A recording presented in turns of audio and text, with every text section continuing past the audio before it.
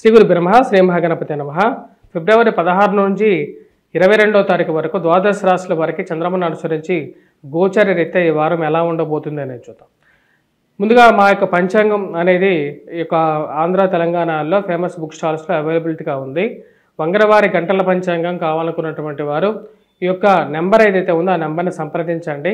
ఆ యొక్క book stalls address ఇవ్వడం జరుగుతుంది. లేకుండా ఉంటే మీకు కొరియర్ ద్వారా కావాలి అనుకున్నటువంటి వారు, ఎందుకంటే పూర్తిగా రాశి ఫలాలు మరియు అదేవిధంగా ముహూర్తాలు తెలుసుకోవాలి, మరియు అదేవిధంగా ధర్మ సందేహాలు తెలుసుకోవాలనుకున్నటువంటి వారు ఈ యొక్క పంచాంగాలు ఉపయుక్తంగా ఉంటుంది.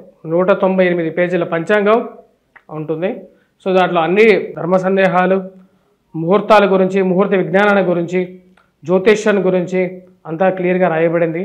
కాబట్టి మీరు ఇంట్రెస్ట్ ఉన్న వాళ్ళు కంపల్సరీగా ఈ నెంబర్కి మీరు మెసేజ్ పెట్టినట్లయితే మీకు ఆ నెంబర్స్ డీటెయిల్స్ పంపించడం అనేది జరుగుతుంది. ఫిబ్రవరి 16వ తారీఖు నుంచి 22వ తారీఖు వరకు ధనుసు రాశి వారికి ఈ వారం సానుకూలమైనటువంటి ఫలితాలు గోచరిస్తూ ఉన్నాయి. వృత్తిపరంగా, వ్యాపారపరంగా సానుకూలంగా ఉంటుంది. పోటీ పరీక్షల కోసం ప్రిపేర్ అవుతున్నటువంటి వారికి, విద్యార్థులకి సానుకూలమైనటువంటి ఫలితాలు గోచరిస్తూ ఉన్నాయి. మీడియా రంగంలో ఉన్నటువంటి వారికి, రాజకీయ రంగంలో ఉన్నటువంటి వారికి, గవర్నమెంట్ రిలేటెడ్ ఫీల్డ్స్లో ఉన్నటువంటి వారు, ముఖ్యంగా రెవెన్యూ డిపార్ట్మెంట్లో ఉన్నటువంటి వారికి సానుకూలమైనటువంటి ఫలితాలు గోచరిస్తూ ఉన్నాయి. రాశి వారికి ఆదిశత్రువులైనటువంటి రవి శని యొక్క కలయిక పూర్తి అనుకూలమైనటువంటి ఫలితాలుగానే చెప్పవచ్చు.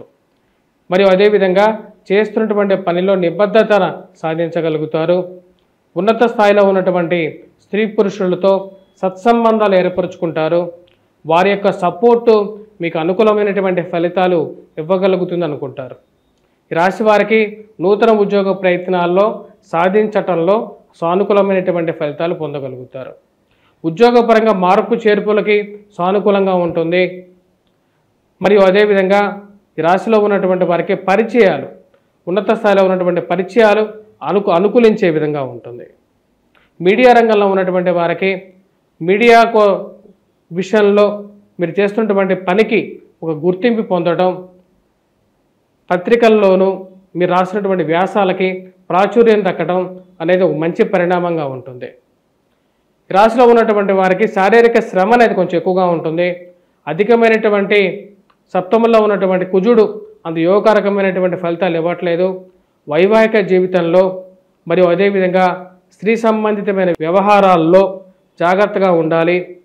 అదేవిధంగా స్థిరచరాస్తుల ఇన్వెస్ట్మెంట్స్ పరంగాను కొన్ని జాగ్రత్తలు తీసుకోవాలి. విలువైనటువంటి స్థిర పత్రాలు ఏవైతే ఉంటాయో ఆ పత్రాల విషయాల్లో తగు జాగ్రత్తలు తీసుకోవాలి.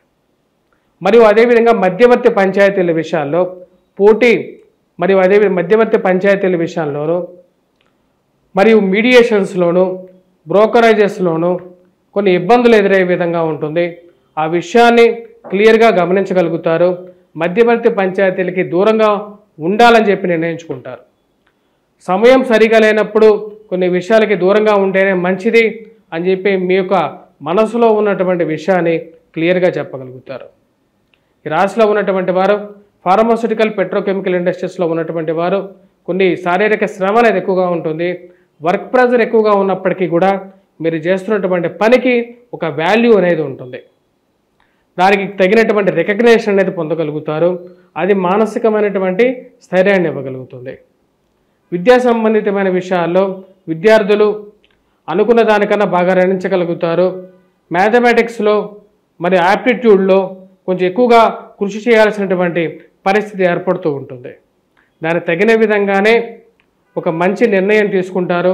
ఆ విధంగానే ముందుకు వెళ్తారు. మానసికమైనటువంటి స్థిరత్వాన్ని పొందగలుగుతారు. ఈ రాశిలో ఉన్నటువంటి వారు ఎటువంటి పరిహారాలు చేసుకోవాలి అనేది చూద్దాం. ఈ రాశిలో ఉన్నటువంటి వారు కుజగ్రహ ఆరాధన చేసుకోవటం, కుజగ్రహ మంత్ర జపం చేసుకోవటం, మరియు వాటితో పాటు హనుమాన్ చాలీసా పఠించడం, సింధూరాన్ని పెట్టుకోవటం, మరియు మంగళవారం పూట వీలైతే, ఎందుకంటే ఆర్థికంగా ఉన్నటువంటి కష్టాల నుంచి బయటకు రావాలి, వైవాహిక జీవితంలో అనుకూలత కోసం ముఖ్యంగా ఈ రాశివారు హనుమాన్ దేవాలయంలో ఆకు పూజ మంగళవారం పూట చేయించుకున్నట్లయితే కొంచెం సానుకూలమైనటువంటి ఫలితాలు పొందగలుగుతారు.